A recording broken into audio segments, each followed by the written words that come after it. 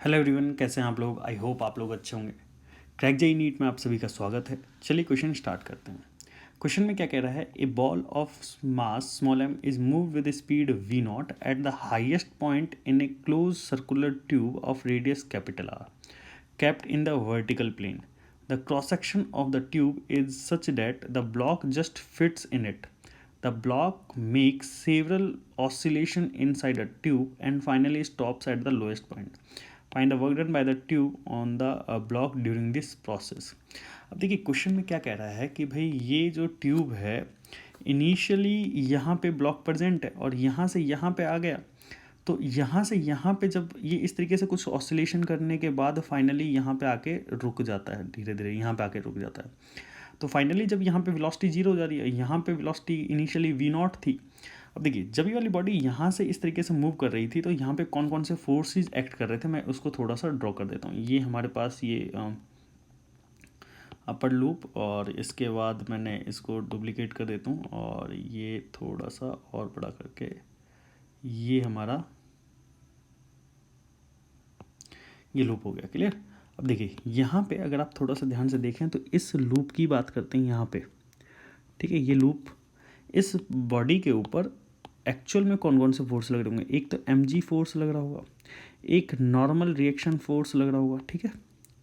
अब देखिए mg force और नॉर्मल, ठीक।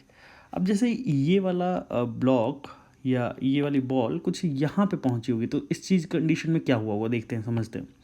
यहाँ पे अगर आप थोड़ा सा ध्यान से देखें तो नॉर्मल फोर्स यहाँ पे इस डायरेक्शन में लग रहा होगा, ऊपर वाली वॉल से नॉर्मल फोर्स इस डायरेक्शन में लग रहा होगा, ये N1 N2 मैंने मान लिया। और mg फोर्स किधर लग रहा होगा, mg नीचे की ओर ही लग रहा होगा। अभी भी mg किधर लग रहा होगा, नीचे की ओर लग रहा होगा। इस चीज़ को मैं यहाँ पे बना देता हूँ। तो mg फोर्स अभी भी नीचे की ओर लग रहा होगा। अगर आप थोड़ा सा ध्यान से देखें तो mg force throughout the whole motion ये डाउनवर्ड ही डायरेक्शन में लगता रहेगा, ठीक है, डाउनवर्ड डायरेक्शन में लगेगा। बट N1 और N2 जो है ये परपेंडिकुलर डायरेक्शन में लग रहे हैं मोशन के से, तो N1 और N2 की वजह से इस सिस्टम के ऊपर कोई वर्क होगा नहीं। क्लियर। अब देखिए यहाँ पे बोला गया है कि यहाँ पे इसकी वेलोसिटी है v नॉट और यहाँ पे कोई वर्क डन होगा नहीं इसका, है ना। क्लियर, नॉर्मल फोर्स की वजह से। बट यहाँ पे दो चीज़ें वर्क कर रही होगी, एक तो mg फोर्स और दूसरा एक फ्रिक्शन फोर्स। जब ये वाली बॉडी इधर जा रही होगी तो यहाँ पे एक फ्रिक्शन फोर्स लग रहा होगा, ये फ्रिक्शन फोर्स की वजह से वर्क कर रहा होगा, ठीक है ना। यहाँ पे भी फ्रिक्शन फोर्स लग रहा होगा। तो टोटल फ्रिक्शन, टोटली अगर मैं बात करूँ यहाँ पे तो फ्रिक्शन फोर्स की वजह से वर्क हो रहा होगा। क्लियर। टोटली यहाँ पे अगर मैं बात करूँ तो ओनली ऑन फ्रिक्शन फोर्स की वजह से वर्क कर रहा होगा। यहाँ पे भी मैं बात कर लेता हूँ तो एक फ्रिक्शन फोर्स की वजह से वर्क हो रहा होगा। अब बात आती है, ये तो हमें समझ में आ गया कि यहाँ पे तीन फोर्सेस लग रहे हैं, एक तो mg, नॉर्मल और एक फ्रिक्शन। तो इन तीनों की वजह से अगर मैं बात करूँ work done by work energy theorem, by work energy theorem for the whole motion, पूरे मोशन की बात कर रहा हूँ यहाँ पे मैं। तो पूरे मोशन के लिए work done by gravity plus work done by friction plus work done by normal that is equal to change in its kinetic energy. अब देखिए यहाँ पे work done by normal force तो हो जाएगा जीरो, क्योंकि हमेशा नॉर्मल फोर्स जो है वो 90 डिग्री एंगल पे लग रहा है।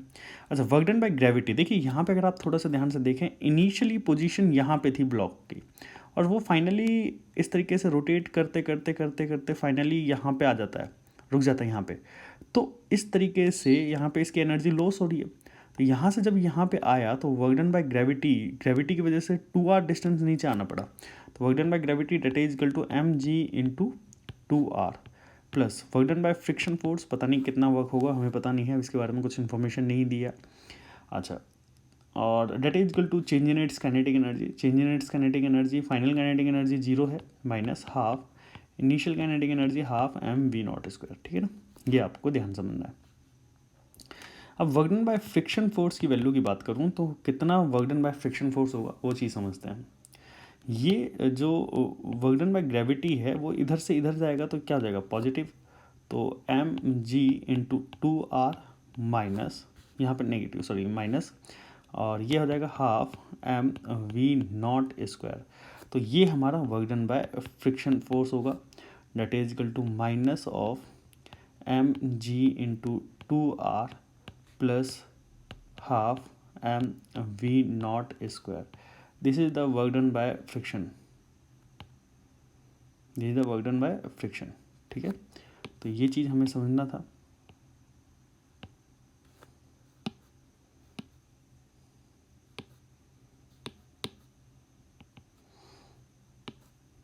चलिए, आपको आई होप आप लोगों को ये क्वेश्चन समझ में आ गया होगा। ऐसी वीडियो लेक्चर्स देखने के लिए हमारे चैनल को जरूर सब्सक्राइब करिएगा और बेल आइकन को प्रेस करना मत भूलिएगा, ताकि जो भी लेटेस्ट लेक्चर हो आप लोगों के पास सबसे पहले पहुंच सके। Thanks for watching.